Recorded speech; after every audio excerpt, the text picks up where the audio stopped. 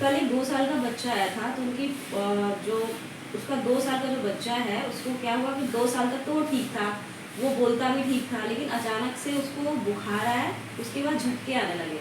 तो उसको speech problem हो गई, वो सही से बोलने में उसको प्रॉब्लम होने लगी, आई कांटेक्ट नहीं कर रहा था, अनयूजुअल साउंड निकालता था, अग्रेसिव हो गया था, मारने पीटने लगा सबको। तो सर ये सब सिम्टम्स ऑटिज्म के कारण आए या झटके के कारण आए? हाँ, ये चीज़ समझना देखिए बहुत ज़्यादा ज़रूरी है कि जैसे आपने बताया कि रोहन 2 साल तक ठीक था, फिर एक दिन उसको अचानक बुखार आता है, बुखार के बाद झटके आते हैं और झटके के कुछ दिनों बाद ये उस बच्चे को में होने लगा कि जो पहले से जो उसने स्पीच एक्वायर कर रखी थी वो भी बच्चे की कम होती चली गई और बच्चे के बिहेवियरल में प्रॉब्लम आने लगी, वो एग्रेसिव हो गया, जरा सी बात पे मारने लगा और आई कांटेक्ट जो उसकी मम्मी बता रही थी, आई कांटेक्ट भी उस बच्चे का थोड़ा सा कम हुआ। तो ये सारे सिम्टम एक तरह से ऑटिज्म वाले फेवर में जाने लगे। लेकिन यहाँ ये चीज़ बहुत ज़्यादा समझ लेनी ज़रूरी है कि ऑटिज्म और एपिलेप्सी का, ऑटिज्म और कन्वर्जन का रिलेशन आखिर क्या है। हम लोगों ने ये देखा है, ये पढ़ा है कि ऑटिज्म के 33% केसेस में एपिलेप्सी होने के चांसेस होते हैं, लेकिन 70% केसेस में ऐसा नहीं है। ठीक है ना। तो ऐसा जरूरी नहीं कि ऑटिज्म के सभी केसेस में एपिलेप्सी हो, लेकिन 33% केसेस ऑटिज्म के एपिलेप्सी से एसोसिएटेड होते हैं। ये जो कन्वर्जेंस हैं जो आते हैं ऑटिज्म के बच्चों में, ये चाइल्डहुड में भी शुरू हो सकते हैं, ये प्यूबर्टल एज में भी स्टार्ट हो सकते हैं और ये एडल्टहुड में भी स्टार्ट हो सकते हैं। तीनों में से कभी भी ऑटिज्म की वजह से जो सीजर है वो शुरुआत कर सकते हैं। एडल्टहुड में जो ऑटिज्म में सीजर होते हैं तो उनमें मॉर्टेलिटी और मॉर्बिडिटी का रेशो ज़्यादा हाई होता है इन कंपैरिजन टू चिल्ड्रन, तब ज़्यादा नुकसानदायक होता है। ठीक है ना। अच्छा, दूसरी चीज़ ये समझनी कि इसका कई सारे कारण इन चीज़ों के हो सकते हैं कि ये ऑटिज्म के बच्चे में कन्वर्जन आने शुरू हो गए, इसके कई कारण हो सकते हैं। अक्सर बच्चे की नींद पूरी नहीं हो पाती है। दूसरी चीज़, बच्चे को कोई इन्फेक्शन हो गया। ठीक है ना। तीसरी चीज, कभी बच्चे को तेज बुखार हुआ उसके बाद सीजर शुरू हुआ, जिसको हम फेब्राइल सीजर जनरली बोलते हैं। मेनिंजाइटिस और एनकेफेलाइटिस इसके अन्य कारण हैं जो कि बहुत गंभीर कारण हैं बच्चे में, जिसमें और भी काफ़ी सारी प्रॉब्लम्स बच्चे में आ जाती हैं। कुछ जेनेटिक डिफेक्ट होते हैं, उनकी वजह से जो है बच्चे में, ऑटिज्म के बच्चों में सीजर आने शुरू हो जाते हैं। ठीक है ना। तो इस तरह से काफ़ी सारे कारण इस चीज़ के होते हैं, केवल कोई एक सिंगल कारण इस चीज़ का नहीं होता है, मल्टीपल कारण इस चीज़ के होते हैं। डाइट की वजह से भी कई बार, डिसइलेक्ट्रोलीमिया की वजह से भी कई बार देखा गया है। इलेक्ट्रोलाइट इम्बेलेंस जब भी हो जाता है, बच्चे को बहुत ज़्यादा डायरिया हो गया, सोडियम पोटेशियम लेवल बहुत कम हो गए, सोडियम लेवल, तब भी बच्चे अल्टर्ड सेंसोरियम में ये उस तरीके से बिहेव करने लगता है। तो ऑटिज्म के बच्चे में सीजर आने के बहुत सारे कारण होते हैं। जब भी किसी बच्चे को सीजर आए तो सबसे पहले हम लोगों को उस बच्चे का फुल मेडिकल इवैल्यूएशन किसी पीडियाट्रिशियन से कराना जरूरी हो जाता है। ठीक है ना। तो ऐसी स्थिति में हमारे पास दो ऑप्शन होते हैं। अगर ऑटिज्म एसोसिएटेड, हम ऑटिज्म का भी साथ में डाउट कर रहे हैं और ये सारे फीचर्स मिल रहे हैं, तो हमें 24 आवर ईईजी मॉनिटरिंग बच्चे की करानी होती है, क्योंकि कई बार ये सीजर स्लीप के समय भी आते हैं। ये जरूरी नहीं है कि जागते हुए बच्चे, नींद के समय भी बच्चे में आते हैं, तो वो मिस हो सकते हैं। इसीलिए 24 आवर स्लीप ईईजी मॉनिटरिंग पहला चीज़ है जो हमें कराना होता है। दूसरी चीज़ होती है कि कुछ जेनेटिक टेस्टिंग बच्चे की करानी होती है। कुछ सिंड्रोम होते हैं जिनमें ऑटिज्म एसोसिएटेड होता है और वो कन्वर्जन लाने के चांसेस होते हैं, जैसे fragile X syndrome, Rett syndrome, Landau Kleffner syndrome. तो इस तरीके से कुछ बीमारियां होती हैं। कुछ माइटोकॉन्ड्रियल डिफेक्ट होते हैं जिनमें जो है ये चांसेस होते हैं कि ऑटिज्म के बच्चे में सीजर आ जाए। तो ये एक फुल डिटेल्ड मेडिकल इवैल्यूएशन की रिक्वायरमेंट रखती है ये चीज़, अगर ऐसा हो रहा है तो। ठीक है ना। तो इसमें ये दोष दे देना कि ऑटिज्म की वजह से ऐसा हो रहा है या सीजर की वजह से ऐसा हो रहा है, ये हमें अपने ऊपर नहीं लेना है। पेरेंट्स को सीधे इसके लिए पीडियाट्रिशियन से कंसल्ट करना है। और भी फैक्टर्स हो सकते हैं। हाँ, और भी फैक्टर्स काफ़ी सारे हो सकते हैं। दूसरी चीज़, फेब्राइल सीजर इन जनरली जो होता है बच्चों में, तो उसमें बहुत ज़्यादा चांसेस नहीं होते हैं कि बिहेवियर अल्टर हो बच्चे का है या बच्चे को जो है स्पीच रिग्रेस कर जाए बहुत तेज़ी से। कुछ सिंड्रोम ऐसे होते हैं जिनमें बच्चे में होता है, जैसे एक लैंडू क्लेफनर सिंड्रोम होता है। उसमें क्या होता है, 3 साल तक बच्चा एकदम ठीक रहता है, तीसरे साल के बाद में अचानक से बच्चे को कोई भी फीवर या कोई भी चीज़ से बच्चे की स्पीच रिग्रेस करना शुरू कर देगी, एकदम झटके आने शुरू होंगे, बच्चे को स्पीच रिग्रेस करना शुरू होगी और इतना रिग्रेस हो जाएगी, एफेजिक हो जाएगा बच्चा, मतलब वो बोलना ही बंद कर देगा। जहाँ 3 साल का बच्चा शब्द बोल रहा था, हर चीज मांग रहा था, सारी चीजें कर रहा था, वो अचानक से क्या हुआ, एफेजिया में चला गया, मतलब उसकी बोलचाल ही बंद हो गई बच्चे की, और झटके से शुरुआत हुई, बोलचाल चली गई।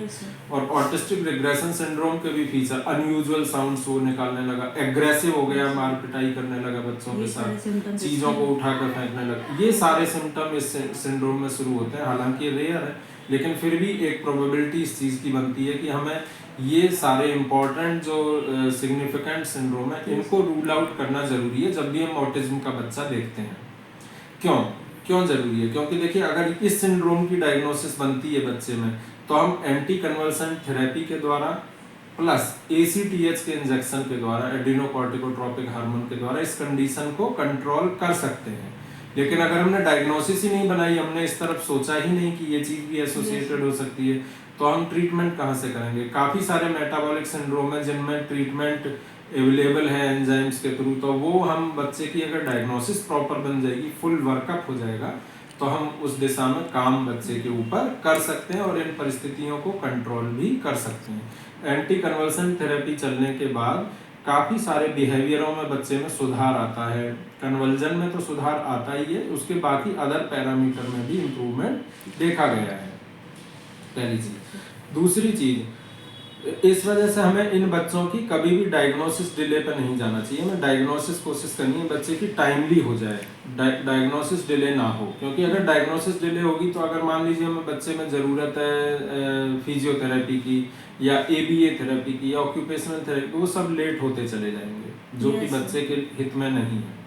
ठीक है। अच्छा, सीजर इसमें कई तरीके के, ऑटिज्म में और कन्वर्जन में बहुत जबरदस्त इंटरमिंगलिंग है, बहुत ज्यादा मतलब कंफ्यूजन वाली स्थिति हो जाती है। कैसे होती है, मैं आपको एग्जांपल देता हूँ। ऑटिज्म के बच्चे में भी हम लोग स्टिम्स देखते हैं, सेल्फ स्टिमुलेटरी बिहेवियर, जैसे बच्चा एकदम से अनयूजुअल साउंड से चिल्लाएगा, गिर जाएगा। जो सीजर के बच्चे भी होते हैं वो भी इस तरीके से करते हैं। बच्चे स्टेयरिंग करते हैं, जैसे स्टेयरिंग, मैं किसी चीज को ऐसे एक टक लगा करके ऐसे देख रहा हूँ, स्टेयर कर रहा हूँ। अब ये स्टेयरिंग सीजर का भी लक्षण है, कन्वर्जन का भी लक्षण है, और ये स्टेयरिंग ऑटिज्म का भी एक लक्षण है। ठीक है ना। तो यहाँ पे कंफ्यूजन क्रिएट हो जाएगा कि ये स्टेयरिंग लुक आ रहा है तो ये किस वजह से। मोटर टिक्स होते हैं, मोटर टिक्स में ऐसे ऐसे बच्चे करने लगते हैं, फ्लिपिंग करने लगते हैं, आंख को बड़ी तेजी से ऐसे ऐसे ब्लिंक करने लगते हैं। ठीक है ना। तो अब ये सीजर का भी लक्षण है, इसको हम एंटी कन्वल्सेंट भी चलाते हैं इन चीजों पे अगर हमें सीजर डाउट होता है या कंफर्म होता है तो। और ये ऑटिज्म में नॉर्मल लक्षण भी है, मतलब ऑटिज्म के लक्षण भी है ये। तो अब ये मोटर टिक्स का होना और स्टेयरिंग लुक का होना, हाथों की फ्लैपिंग मूवमेंट का होना, तो ये सीजर में भी देखा जा रहा है, ऑटिज्म में भी। इसीलिए इनके सिम्टम बड़े मिक्सअप हैं और अक्सर गलती होने की संभावना होती है अगर पेरेंट्स इग्नोर कर दें, प्रॉपरली डॉक्टर से डायग्नोसिस ना बनवाएं तो।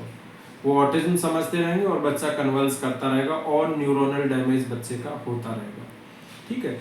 अब सीजर और भी कई तरीके, जैसे जनरलाइज्ड सीजर होते हैं और हमारे फोकल सीजर होते हैं। जनरलाइज्ड सीजर में जैसे एब्सेंस सीजर होता है, एब्सेंस सीजर में क्या होगा, बच्चा स्टेयर कर रहा है कुछ सेकंड के लिए, लगातार एक टक लगा के ऐसे देखता जा रहा है। ठीक है ना। अब ये एब्सेंस सीजर का लक्षण है।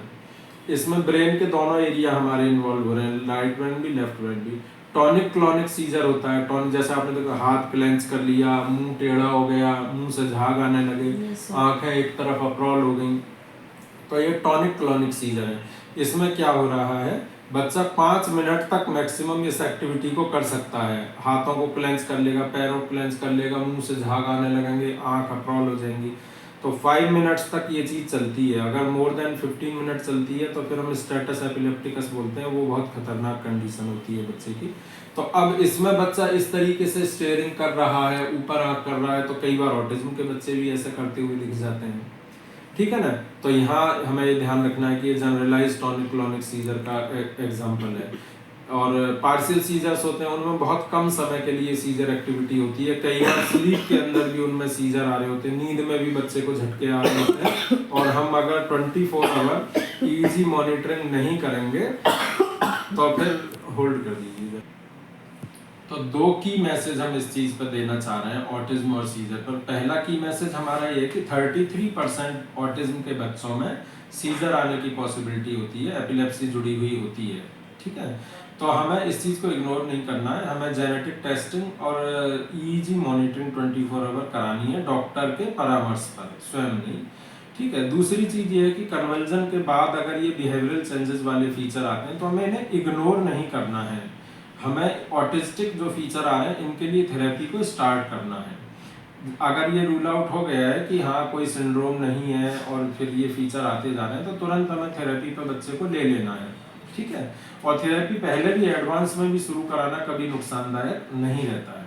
तीसरी चीज़ आती है कि और हम क्या कर सकते हैं, हम लो कार्बोहाइड्रेट डाइट बच्चे को हम देंगे। अगर एपिलेप्सी और ऑटिज्म एसोसिएटेड है तो बच्चे की डाइट में हम कुछ चेंजेस करते हैं, वो भी डॉक्टर के परामर्श के आधार पर हमें करना चाहिए, जैसे कि लो कार्बोहाइड्रेट डाइट देना, एटकिंस डाइट देना, ठीक है ना, शुगर कंटेंट को बच्चे की कम कर देना डाइट से, और ये भी परामर्श के द्वारा ही हम लोग करेंगे, ठीक है। तो genetic testing, 24 hour EEG monitoring, dietary changes और फिर डॉक्टर के परामर्श में एंटी कन्वर्सन मेडिसिन और रूल आउट करना कि क्या कारण है बच्चे में झटके आने का, ये सबसे इम्पोर्टेंट है। उम्मीद करते हैं कि आप इस वीडियो के माध्यम से कुछ ज़रूरी चीज़ों को सीख पाए होंगे, समझ पाए होंगे। धन्यवाद, थैंक यू।